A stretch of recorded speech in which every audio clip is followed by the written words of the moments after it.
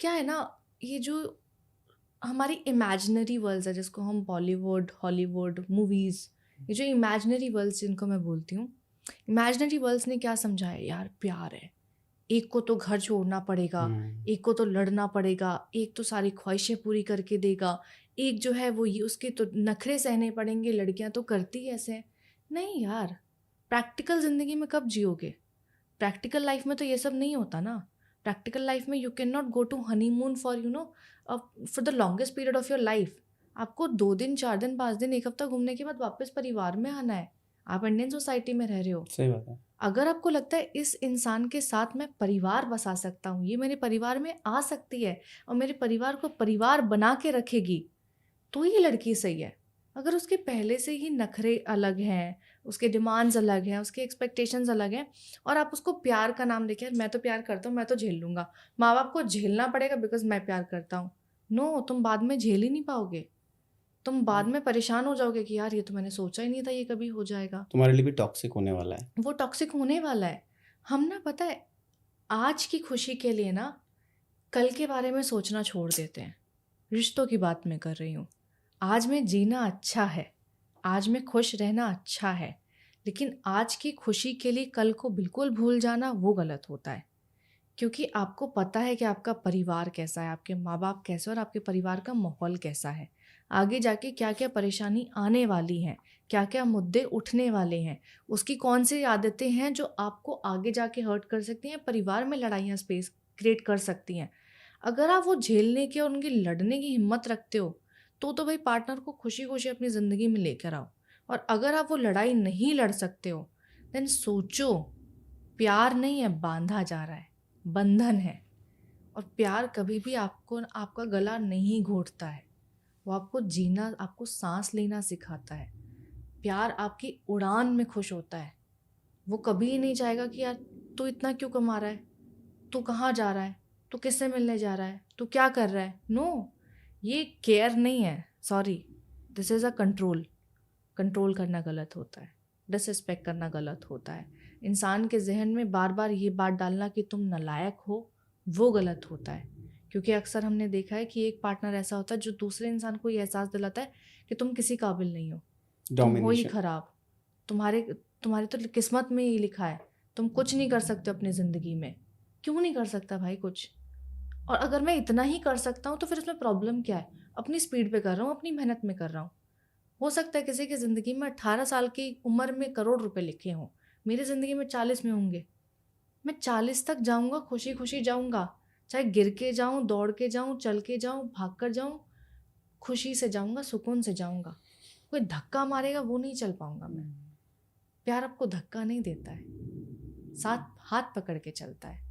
और हाथ पकड़ने का मतलब सच में हाथ पकड़ना होता है, जंजीर नहीं होती है वो। अभी अभी आप बोल रहे थे ना, फास्ट एंड फ्यूरियस वाला लव है, कब में मिले हो, तुरंत तुरंत मिले हो, वहाँ कौन सा फॉल्स अलार्म नहीं हो गया ये? मैं हमेशा एक बात कहता हूँ भाई कि गर्लफ्रेंड की गीली जुल्फ़ें शादी से पहले ही अच्छी लगती हैं।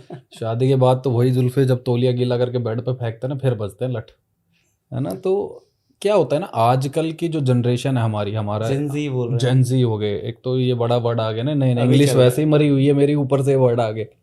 तो हम ना हर चीज़ पहले ही एक्सपीरियंस करने के पीछे भागते हैं कि अगर किसी को गाड़ी भी चाहिए ना, भाई ट्रायल ले लेता हूँ। वो ट्रायल भी इतनी मत लो ना कि बाद में बोरियत आ जाए, वेरी ट्रू। है ना?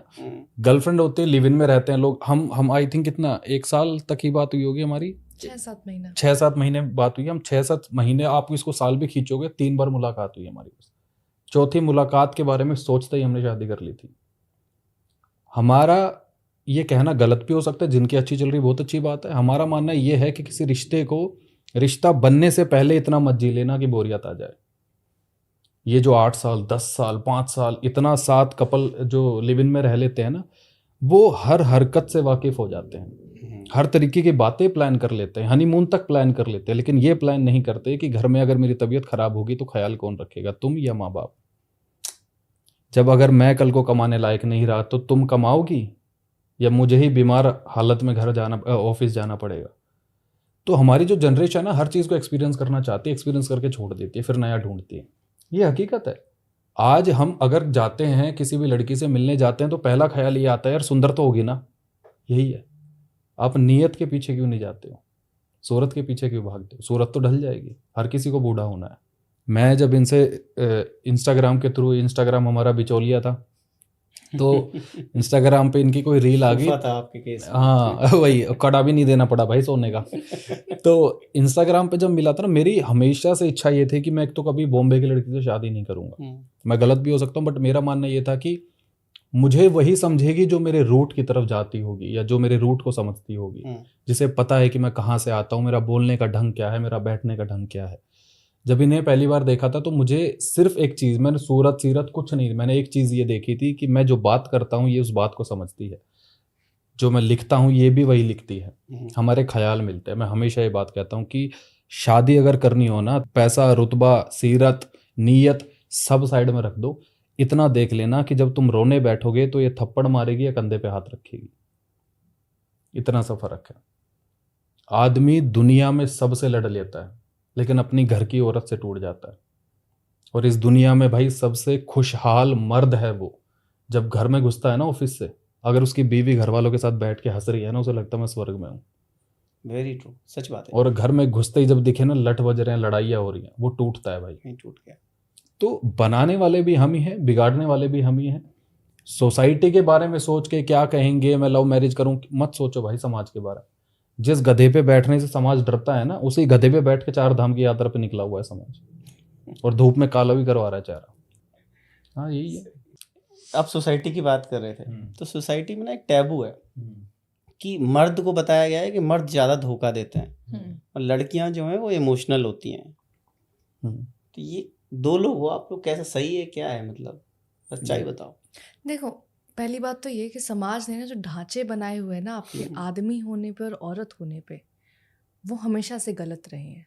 क्योंकि समाज आपको अच्छी बेटी, अच्छी बहू, अच्छी बहन, अच्छा बेटा, अच्छा पति, अच्छा ससुर, अच्छा बाप, ये सब देखना चाहता है। समाज ने कभी ये नहीं बताया कि ये सब बनने से पहले अच्छा इंसान होना ज़रूरी था। और अच्छे इंसान होने का सिर्फ एक ही पैमाना होता है कि आप अपने साथ कैसे हो, अपने मन में कैसे हो।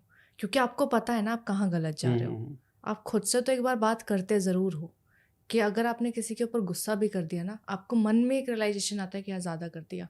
आप भले ही उससे सॉरी जाके ना बोलो, वो बात की बात है, पता है लेकिन आपको। मन में रियलाइज़ होता है। मन में रियलाइज़ होने के बाद अगर आप जाके सॉरी बोलते हो तो आप कमज़ोर नहीं हो, आप अच्छे इंसान हो। समाज को ये बताना चाहिए था, लेकिन समाज ने बोला अगर झुकेगा तो तुम्हारे कंधे पे और तलवारें आएंगी, तुमको और झुकाया जाएगा। तो आदमी को झुकने नहीं दिया। आदमी को सिर्फ ये बोला गया कि तुम बाहर जाओ, कमाओ, मेहनत करो, घर वापस आओ और चुपचाप सो जाओ, किसी से कुछ मत बोलो। क्योंकि आदमी का काम सिर्फ इतना ही है। आदमी अगर नहीं कमाएगा तो वो नालायक है, वो निकम्मा है, वो कुछ नहीं कर पाया अपनी ज़िंदगी में, वो किसी काबिल नहीं है। आदमी इंसान कैसा है, उसके मन में क्या चल रहा है, वो कितना परेशान है, वो कितना घुट रहा है, किसी को फ़र्क नहीं पड़ता। समाज को भी फ़र्क नहीं पड़ता, आपके परिवार को भी फ़र्क नहीं पड़ता। आप कैसे हो ये कोई नहीं पूछता है। They think you will heal it. कितना कमाते हो ये सब पूछते हैं, काम कैसा चल रहा है ये सब पूछते हैं। इंसान उसी दिन सुकून में रहना शुरू हो जाएगा जिस दिन लोग उससे ये पूछना शुरू कर देंगे कि तुम्हारा हाल कैसा है, ना कि ये कि तुम्हारी सैलरी कितनी है और तुम्हारी नौकरी कैसी चल रही है। आदमी तो यहीं तक ढांचे में डाला गया। औरत की बात आई तो औरत है, अब तुम्हें किसी और के घर जाना है, अब तुम किसी और के घर जाओगे, अच्छी बात है, वो तुम्हारा फ़र्ज़ है। क्योंकि संसार का नियम है कि औरत और आदमी मिलके संसार को चलाते हैं।